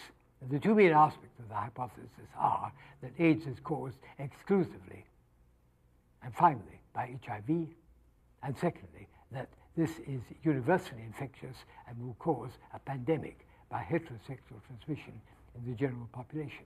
Those are the 2 prime tenets of the existing hypothesis, which is held by the consensus. Now, the Lancet has published some stuff, mainly by me, in the form of letters, which cast doubt on those 2 essential pillars of the hypothesis. They haven't published much else, and the other journals have published nothing at all. They've been asked to do so again and again by myself and others, but they will not publish. Reporters came, asked these questions, and found them, my views or my hypotheses, very logical and convincing. But they never aired them because they were censored at the highest level, presumably when an executive producer would have called the National Institute of Health, is it all right to show this view advanced by Duisberg from Berkeley, that AIDS is not infectious. And he probably was told from the by the National Institute of Health, this is impossible, you can't show that because people will stop practicing safe sex or will stop taking their ACT. That will endanger our anti-AIDS prevention programs and treatment programs. So that would be a disaster. Don't show Duisberg, and that's what they do. They follow orders like everybody else. How much censorship has there been in the gay press concerning looking at all issues and all arguments from all sides, fairly and objectively? Censorship in the gay press is tragedy, a disgrace. It's been almost complete. There are people in this city who work quite hard to try and create the space in which a proper discussion can be had. As I continued to work the issue as a journalist, I gradually became more and more skeptical. At the same time, I was also involved in AIDS activism and could see how the organizations changed over the years. I've been involved in Being Alive San Diego. I've been involved in ACT UP San Diego, and now I'm a co-founder of HEAL. It always seemed to me that this would be an issue that activists who are concerned about finding a solution to AIDS would grab onto. They would be interested, as I attempted to share my growing doubts about the HIV/AIDS model. And instead, I saw people clinging to HIV with an almost religious fervor. The consensus controls the thinking, the funds, the grants, the publicity, and the policy. The media has just gone along with the government party line, and it's partly their fault and it's partly the government's, because I know that any journalist who dares speak against what the government says is cut off, and the government won't give them the story or the information they need to write. So I blame both the government and the media. Do you feel scientists have also allowed themselves to be co-opted because if they challenged, they wouldn't get any funding? Yes, scientists who speak up against the HIV theory are cut off almost immediately. This happened to Peter Duesberg. He has no funding when he used to be able to get any grant he wanted. And one kind of hears to the back door of various scientists who agree with him, and they come to him in private and say, "Don't say my name, but I agree with you, and I can never say that because I know I'll lose my grant if I do."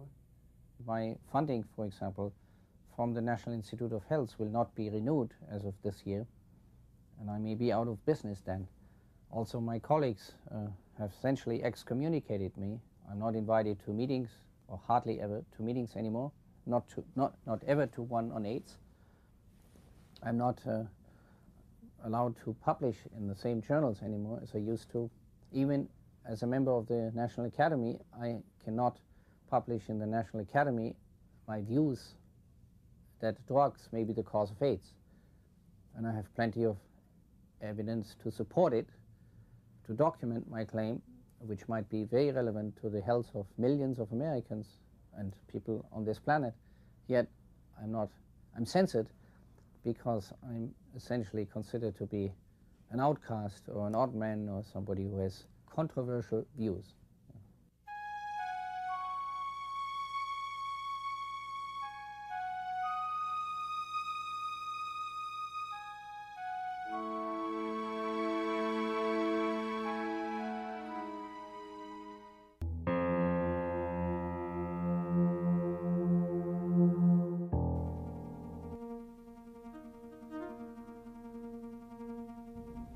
One can only imagine the horror of getting a test result that says that you're now HIV positive.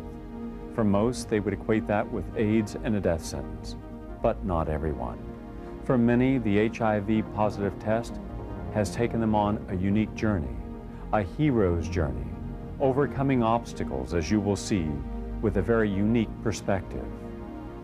In 1988, I was first diagnosed with the HIV virus, and by 1989, August, I collapsed at work. I'll never forget that day, taken to the hospital, etc., to find out that my immune system was on a downward slide. By 1990, I had a cough that had gotten bad enough that I was coughing up blood, had KS lesion on my thigh, in my mouth, down my throat, hairy leukoplakia, etc. And the doctors were telling me, based upon that, especially from the cough, that I would be dead probably within a year. In February of 1990, I was diagnosed as being HIV positive in Hackensack, in a clinic in Hackensack. The clinician was very cold about telling me this. I really didn't hear what the implications were. I just thought I was going to die. doctor called me, he says, I have bad news. And I says, I thought my lover was infected. And they said, no, you are. So that was kind of a shock. I was always tired. I didn't know what was going on. I have Epstein-Barr virus, and I have hepatitis A, B, and C, and every other thing. There's so many stages to this, you know.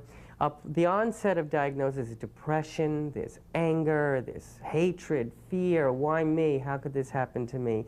And what happens is, you know, your disease becomes bigger than you are. And then you're in trouble because you start watching AIDS movies and reading AIDS books, and your negative friends don't want to deal with you anymore because it's now consumed your life, AIDS. Found out about a year ago that I was HIV positive. And it was one of the most devastating, unreal experiences that I'd ever had, and because I also at that same time turned 50. And somehow it just didn't seem to go with my life or me and who I was, and I had to bring back into focus everything about who I was and what I was going through in terms of not only my age, but my health, and all those factors seemed to combine.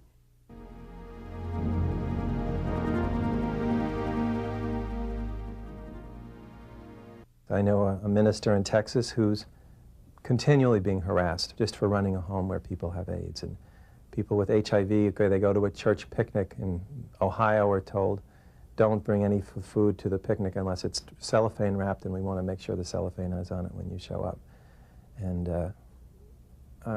so the hostility that exists in our culture towards people with this virus is for many of us in these urban areas, we were quite protected, but out in the nation at large, it's a very difficult situation.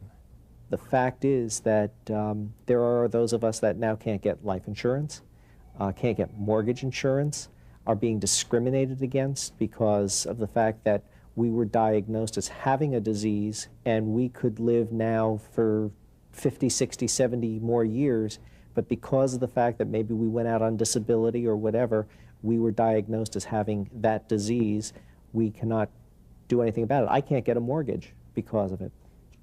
I'm colonized with a Pseudomonas, and I've had this for about 15 years, way before the HIV.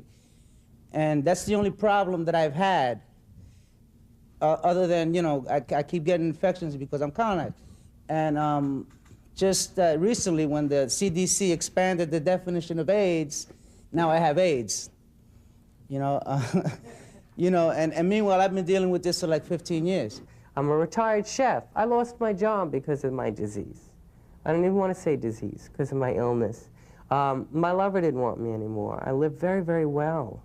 I lost my job, my lover. I had to move. I moved twice in 6 months. I found a woman and spent some time with her, and she tested positive after me, and we split up because of that, and I lived on West Harlem.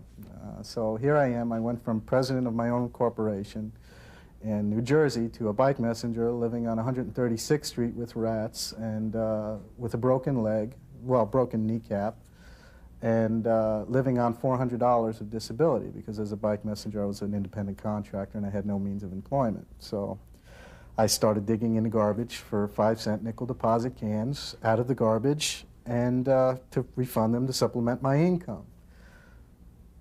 Being totally healthy the whole time, despite a broken leg, and I thought I was going to die. What I tell people is as painful as it is, I think you have to be honest. I don't think that you can hide your situation from anyone. Not only is there a legal requirement to tell people what's going on, I think personally you get better when you start telling the truth. I don't see how someone can have a major recovery when they're secretive about what's going on and they're hiding this stuff. I know the risk is isolation and rejection and horrible things, but anyone who really cares about you will stand by you. And the people who walk away, who the hell needs them? You're better off without them. That's my opinion.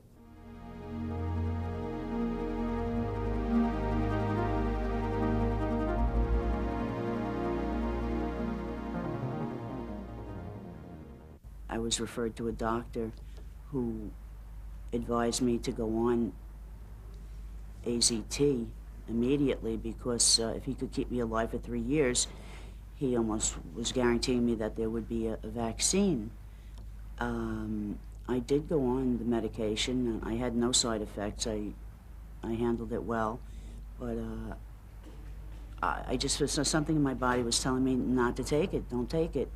It wasn't political. It wasn't anything that I read. It was just a feeling that I had, and I did discontinue taking the medication, and my T cells remain up there in around this 1500 range. Upon my first diagnosis, I was given a prescription of 1,200 milligrams a day of AZT, which now, by the way, we realize causes horrendous things in the body, and that was it. So I did the nucleoside run, did everything they told me to do. Everything made me very, very ill. Now, when I first got to the doctor, I really wasn't that sick. Then I started getting sick, and I said, well, this cannot be right. My body does not want this. When I first was diagnosed, the doctors were like, well, I want to put you on AZT. And I said, no, I don't want to do that. I want to live my life. I don't want to die. And I feel like I've made the right decision.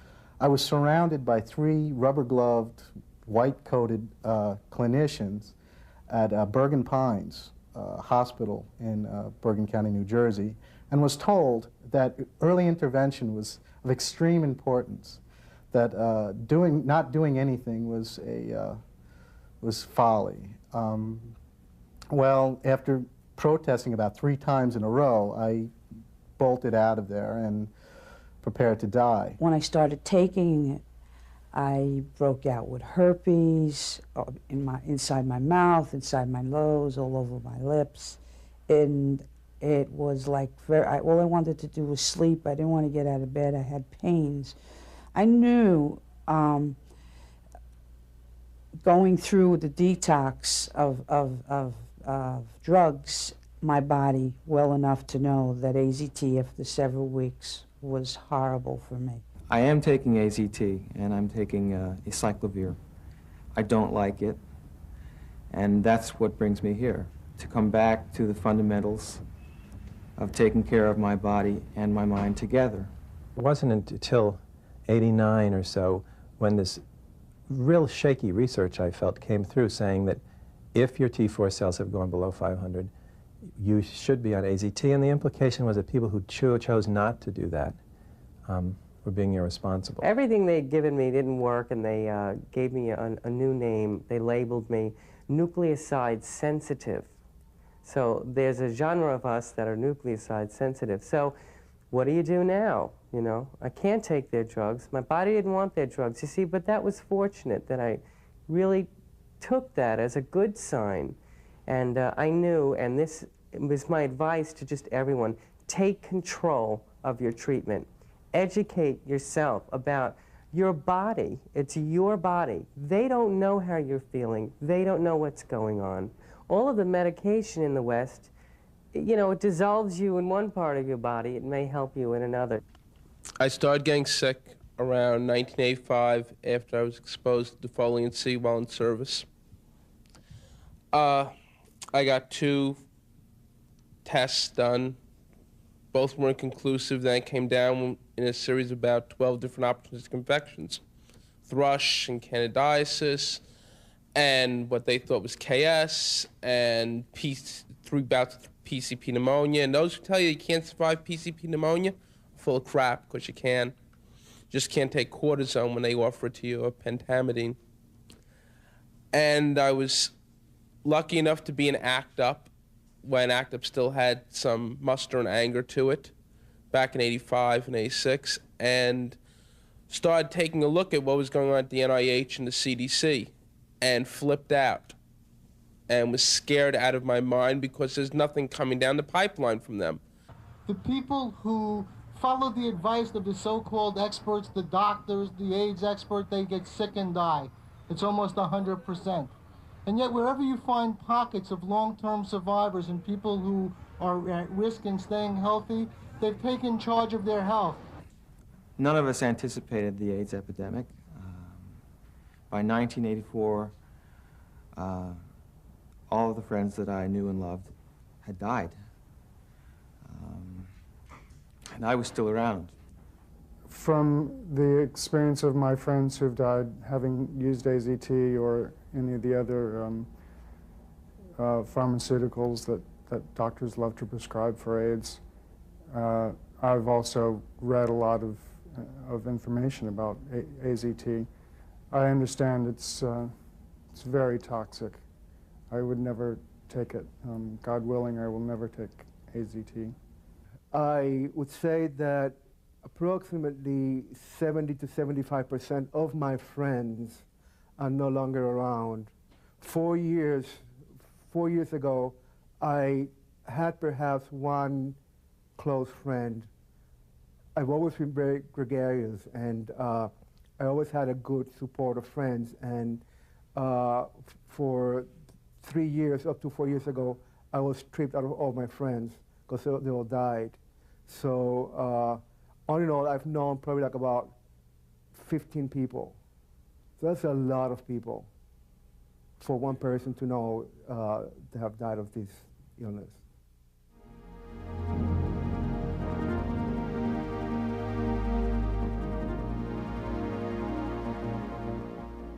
I felt when I first was diagnosed that this was a signal for me that I really had to change my life and that I didn't have a choice anymore. I made a decision that I could look at this as being a victim or look at it as another one of life's adventures, and I decided to look at it as an adventure. When I was diagnosed, my first reaction was nausea, and then the next reaction, I can honestly say that was a feeling that I am not going to die. I am not going to let myself die.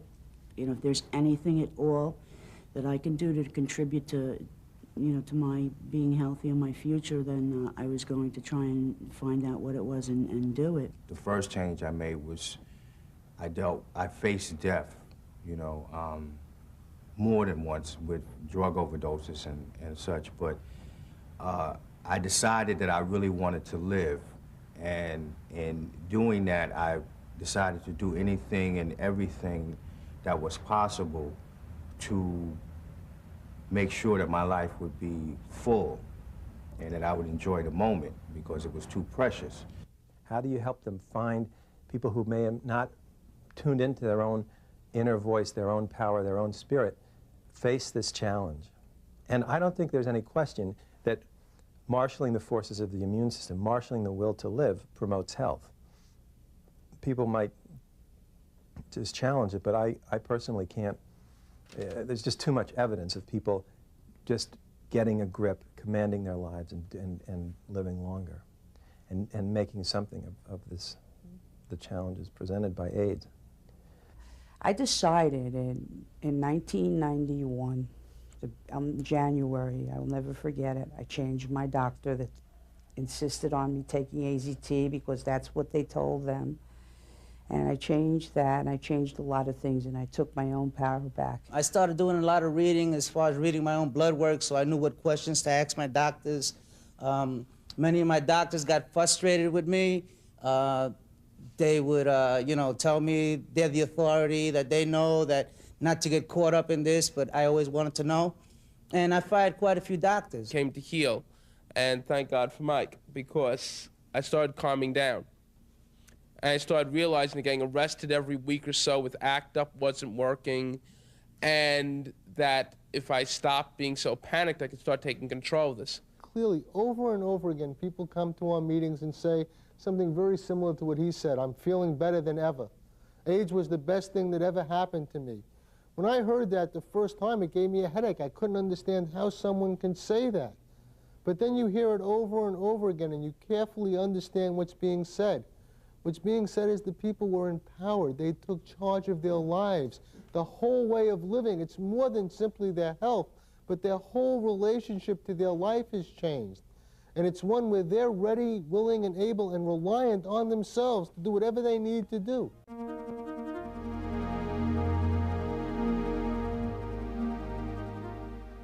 We want to help people help themselves.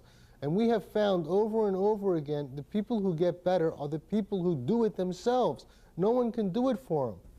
The food is really our main teaching tool because people come down to the center, they sit at our family-style tables, they get a lot of support from the people around them, they're able to share healing resources, information about new treatments, interesting stuff that comes up.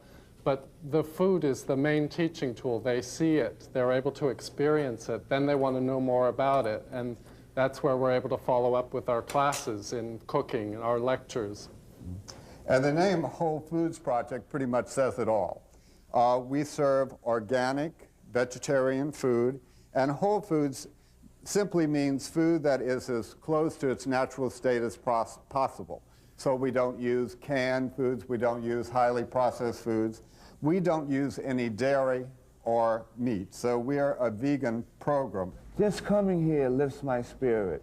I've been very depressed and isolating. There's so many groups that I come to here for meditating, body work. I mean, without the Manhattan Center for Living, I don't know what I'll do. I mean, it's just a place to come to for refuge. I got a lot of feedback here. Someone said, what you all really serve is love on a plate. And I go away feeling lifted.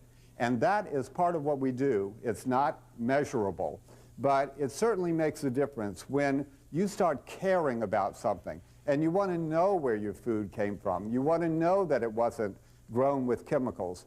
And there's another element of this. These chemicals are not only hurting us, but they're hurting the farm workers that are using it. And so we have to sort of start broadening our view and seeing what is the real effect of the standard American diet. And so when we take it home, we care for it, we cook it, we serve it with love, we're really taking care of ourselves, and that may be more important, actually, than what we're eating. I really don't put a lot of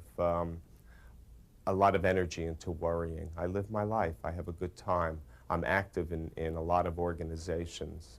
I'm on the board of directors of God's Love We Deliver. I do a lot of service work, a lot of volunteer work, and that's really is what my life is about. I also teach, and I also enjoy doing that. It's given me a new life, a new outlook, a freedom. I mean, I get goosebumps when I think about it, because I'm happy. I mean, I'm happy to work with people that are worse off than I am. And believe me, we can all stop and think a moment. Is there any hope with AIDS, or is it just sit back and let the people die when they die? I have to say that, you know, the research is, Michael Callan interviewed more, he himself is a long-term AIDS survivor, more long-term survivors than anyone else, said that if there's a characteristic that these people have in common, long-term AIDS survivors, it's grit. So these people didn't just think that life was worth living, but life was worth celebrating. It's been a real wonderful experience for me, not having AIDS, but just as far as my life. I'm an ex-addict. I have been clean for 6 years, and just by changing my life, by exercising, by juicing, by taking vitamins, by just being positive, has turned my life around tremendously. I feel wonderful. I feel great. Because of these changes, I have not had a single opportunistic infection since I've been diagnosed. And I don't know how many years before that I was carrying the virus, but I've been very healthy. People tell me all the time how good I look, and I never hide my status from anyone. I'm in the public. I'm a business entrepreneur. I'm an antique dealer, and anyone I discuss this with, they're always interested in my input on what I've done to myself, because they tell me I always look good, and I continue, and I firmly believe in the practice of preventive medicine. I just have no time to have AIDS. And as far as labeling, you know, the labeling of AIDS, one by one I've been peeling them off and peeling them off. And it's the very insistence that I'm ill, and I refuse to be ill, and I don't look ill. Every day I get up and I sort of start over, and part of what I tell myself is just keep an open mind. You know, you don't know what's going to happen today. It could be anything. And I try to bring that attitude to my work and to my healing as well.